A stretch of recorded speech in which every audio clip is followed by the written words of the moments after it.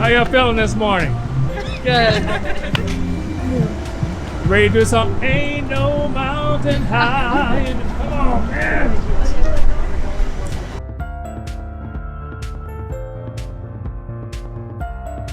So when we first started, we used to bake out of a commercial kitchen. So I was the first person in the city of Detroit to be licensed in a shared kitchen. So I would go to this kitchen in the morning at 3 o'clock and I would bake from 3 to 7. Then I would go over here to the bakery from 7:30 until 8 p.m.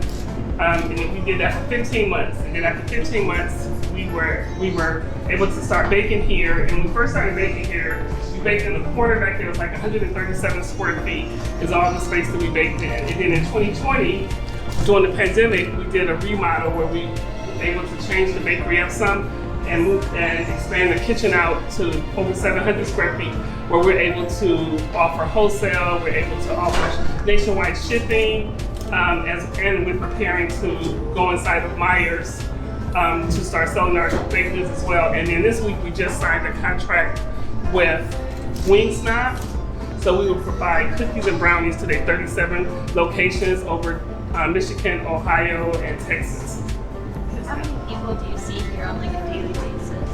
It ranges between 100 to 150 a day, and on the weekends up to 200 people a day who come in and purchase. But we also do a lot of 32% of our revenue, daily revenue, comes from people placing their orders online and just come in and pick up their stuff as well.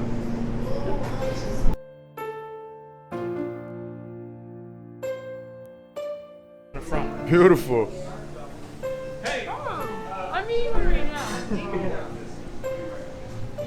So, we're at Good Cakes and Bakes right now, just on our trip, urban entrepreneurial trip.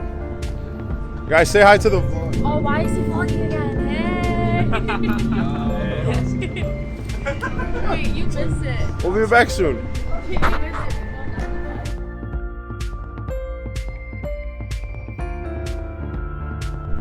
Detroit had over 1.8 million people. That was the zenith, the height of the growth of Detroit. From that point on, and even today, Detroit has been decreasing in size. Follow Mr. Barnett. Follow the crowd.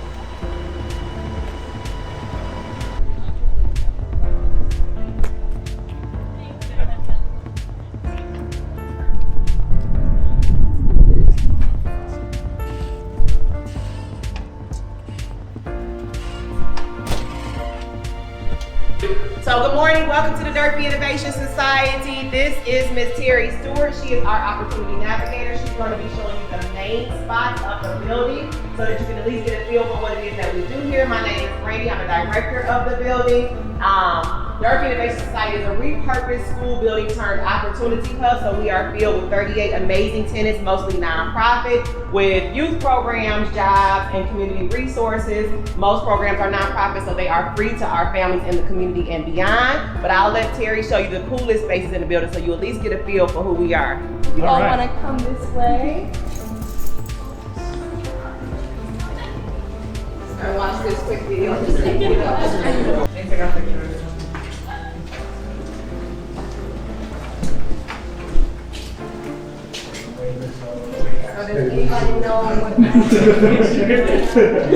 And so I remember when I was a kid, my teachers actually sneaking taking some of my classmates' clothes home to wash.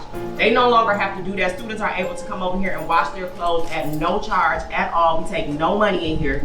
Teachers may take their students' clothes and come over here and wash as well. A lot of our tenants deal with the at-risk population. They may have their participants come down and wash their clothes as well. Utilize this wonderful space. They filled it in with concrete, top it off with epoxy to make it look like the ocean, and then put sound acoustic waves to make it look like the ocean waves. So this building or this space that we utilize is a rentable space, but it also is used for youth pop-ups. So there's different activities and things for students to come and, as Ms. Brandy says, to dive. As long as our babies are invited to their program and there's no charge to our families, I do not charge them to use this space.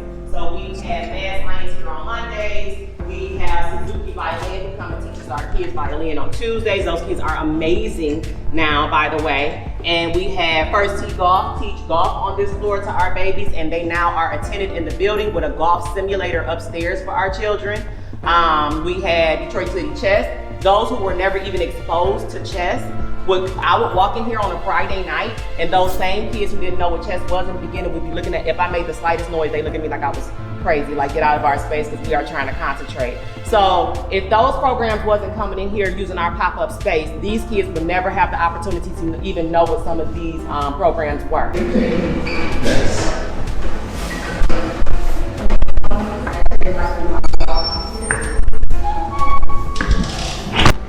Is this supposed to represent the gym? Oh yeah, actually yeah, the side. Yeah. So this is the turn side on.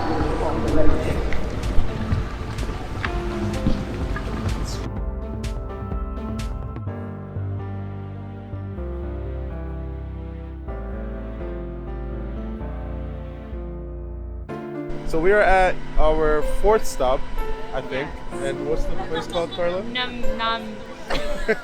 Namdi. Yeah. This is going on me. Oh, I mean, contemporary art. This is Sophie. What's the place called, Sophie?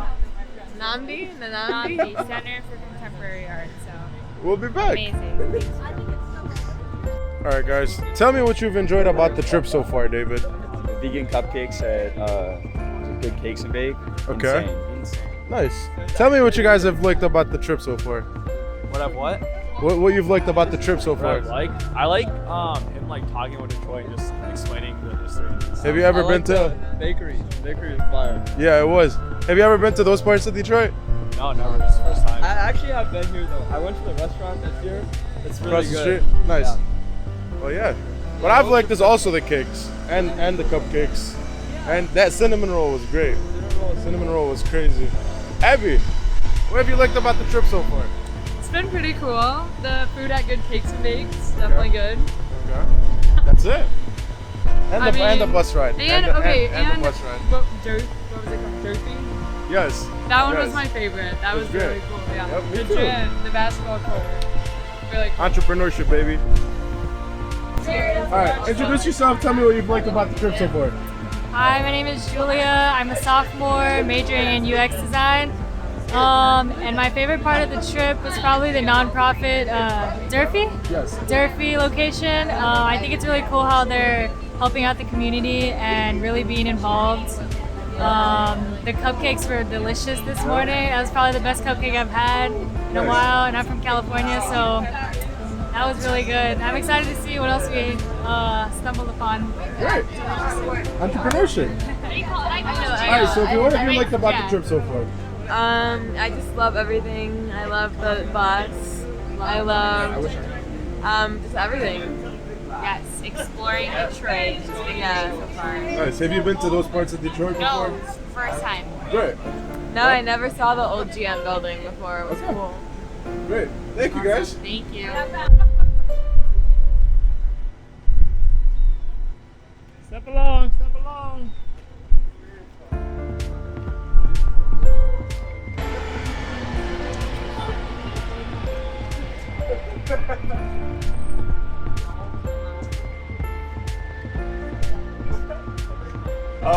So welcome to Shinola Canfield. This is our flagship store. It's our largest store in the country. So we are a lifestyle luxury design brand committed to creating well-made, excellent handcrafted goods. So are you guys all familiar with the College of Creative Studies? So the 4th floor of that building has been rebuilt into our manufacturing plant. So we build jobs, we don't just build watches, we build jobs in Detroit. So we bring hundreds of jobs here. We have over 250 manufacturing jobs within that building, where we have our product development team, our e-commerce, our design team, the whole actual manufacturing of the watches. So we have imported watches from a Swiss watch movement company called Ronda AG, where we bring in the products, and everything we build here is manufactured in Detroit.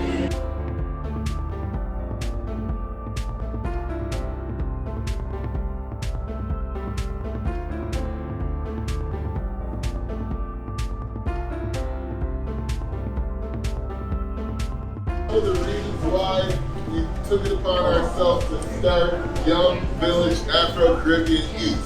So a little secret, do you know that we started off as a tech company? that, now they've disrupted an industry. Everyone now is going to have to do this change.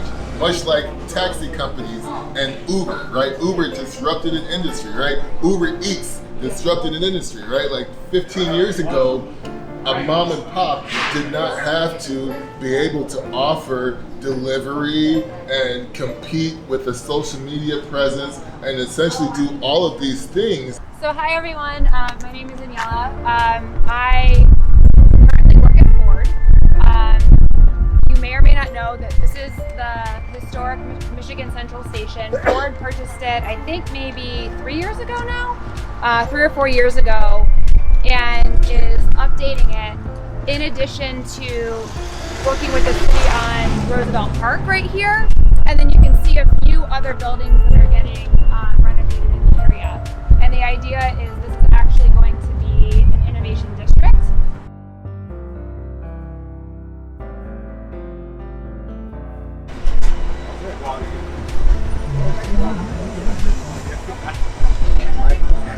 German, and then the French came, and then the Polish came, the Albanian came, now I think it is Bangladeshi and Yemenis. So Yemenis are kind of making the Jose Campo vibrant, and the Bangladeshis are making this Conan vibrant. And we are an organization called Bangladeshi American Public Affairs Committee. We started in 2003. Our goal was to bring the immigrants into the real political, so that we have a voice, and we wanted to make sure that the people, the politicians hear us. And we also wanted to contribute into the economic side of it. How can we make more entrepreneurs? And the examples is throughout the street. So this is just an untold story of the immigrants, how they turn around a city which was kind of dying down as the economic immigration was happening. Hi, I'm Katie. Hi, I'm Nick. I think we both really enjoyed the tour. Learned a lot of lessons today, not just about like entrepreneurship, but a lot about like the community of Detroit and how you can give back to your community in a bunch of different ways. Yeah, it was really interesting seeing the repurposed school and everything they were able to do there. Hey, hi, I'm Ruma. You can do it however you want to do. Okay, my name is Thaiba.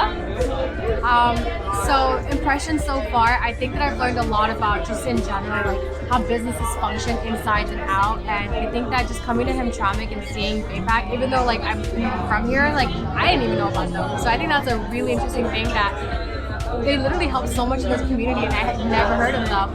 But I think that from now on, I think I want to volunteer with them or something. But yeah. Yeah, I think I'm more, because I live here, I kind of feel the same way. I feel very nostalgic, because like we visited a lot of places that like I grew up seeing, and then also just being here just makes me want to cry, honestly. It's so nice seeing everyone just like incorporating in with the culture, and it's a nice feeling. Yeah, I feel really good, and it makes me want to do more. Yeah.